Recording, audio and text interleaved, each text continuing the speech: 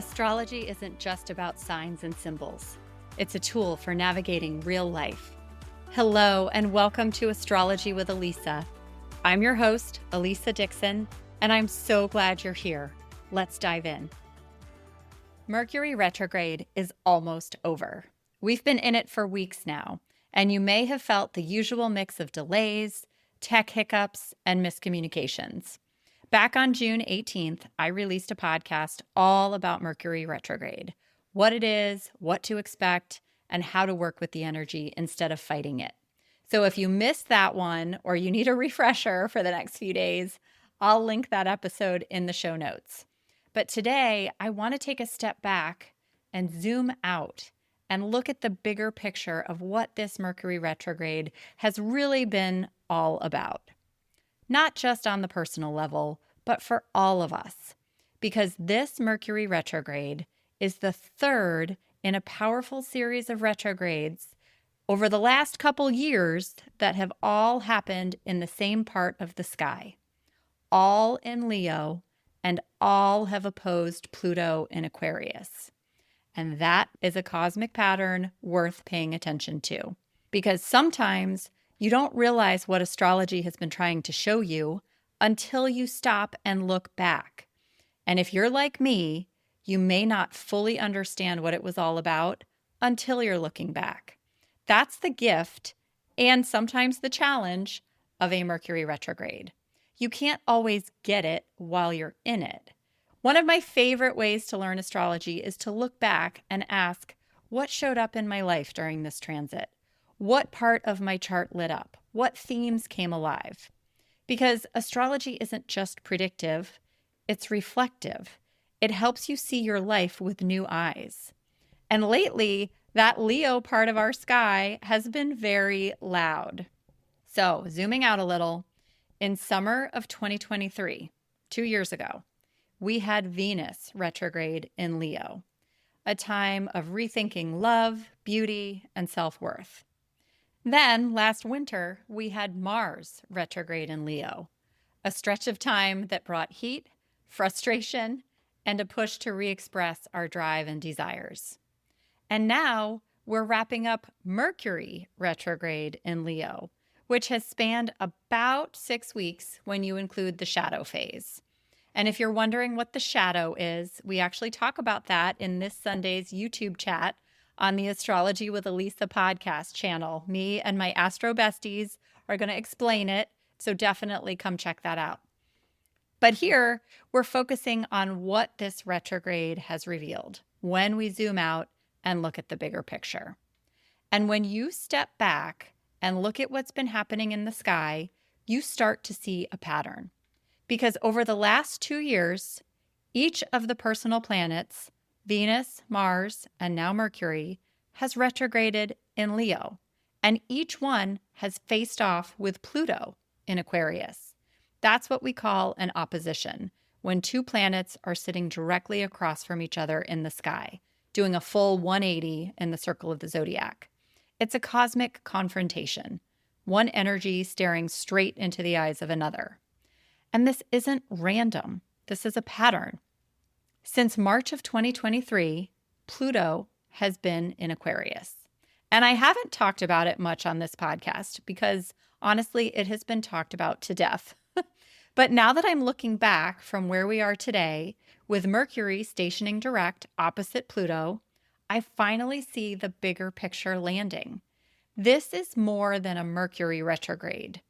This is a conversation between Leo and Aquarius, between the personal and the collective, between heart and technology, between warmth and distance, between authenticity and advancement. And Pluto is pulling massive focus into the Aquarius parts of our chart, which means we're all being asked in different ways to reevaluate the Leo part too. Because Pluto doesn't ask politely. Pluto exposes, it transforms, it tears down what's fake so that something real can rise. Aquarius is about innovation, the future, the higher mind. But Leo is about heart, about courage, about what's real and personal and yours. Aquarius is cool and detached, thinking of the greater good of all. Leo is fiery and expressive, protecting its pack with pride and passion. Both matter, but when we lean too far into one, we lose balance. Ever since Pluto entered Aquarius, AI, for example, has exploded. And like many of you, I have big feelings about it. As a parent, I wonder how my kids will navigate this world. Will academic honesty still mean anything when a paper can be written by a bot in 30 seconds? But on the flip side, AI has also unlocked new ways for us to create, to express, to get out of the weeds of tedious work and into the zone of real human originality. What if AI isn't the end of creativity, but it's the thing that sets it free? I've watched this in my own home. My husband has an Aquarius moon and a Leo Mars, so he lives this polarity. He's always up on the latest tech, he's always pushing the envelope, but he's always creating from the heart. He's actually published 2 books in the last 2 years, thanks to AI tools that helped him format, edit, and organize. But the ideas, the message, the content, the soul of the work, it's all him. He was the first person to show me ChatGPT, and if I'm being honest, I completely resisted it because I don't want to create something that didn't come from me. But over time, I've learned how to use it in ways that serve my creativity.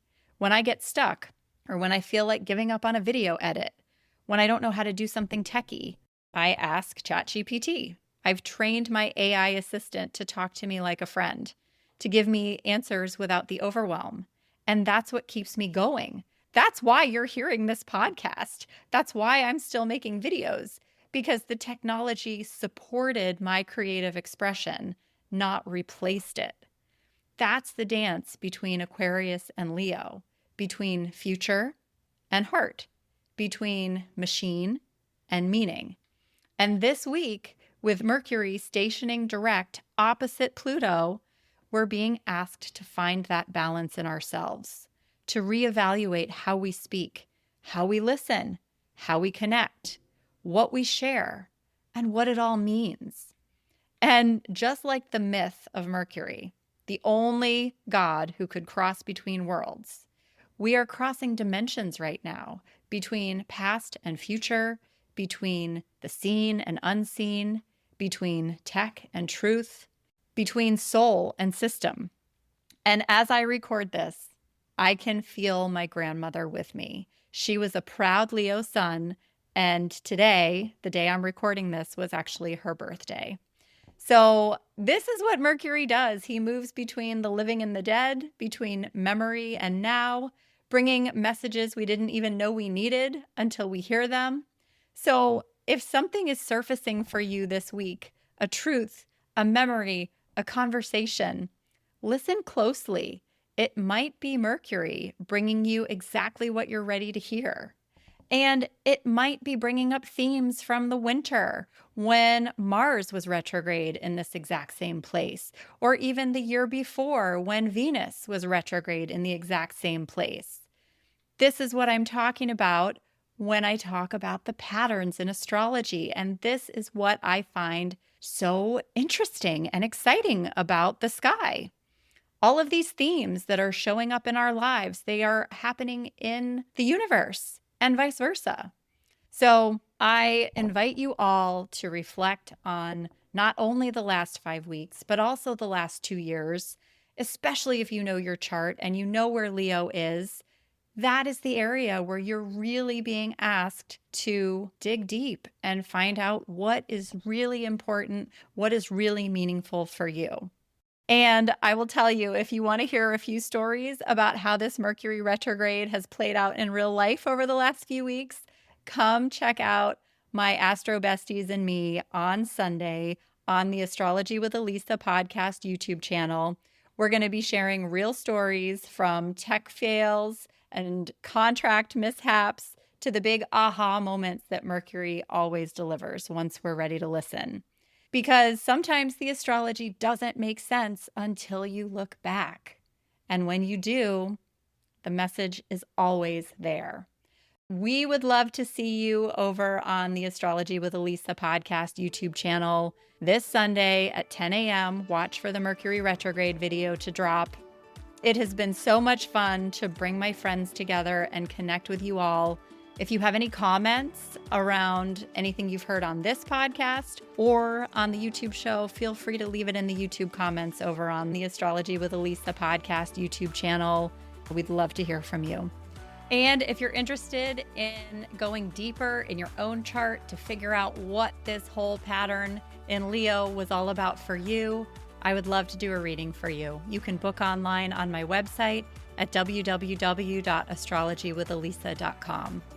Thanks so much for listening. Take care, and I hope to see you over on the YouTube channel on Sunday. Have a good one, and I'll see you next time.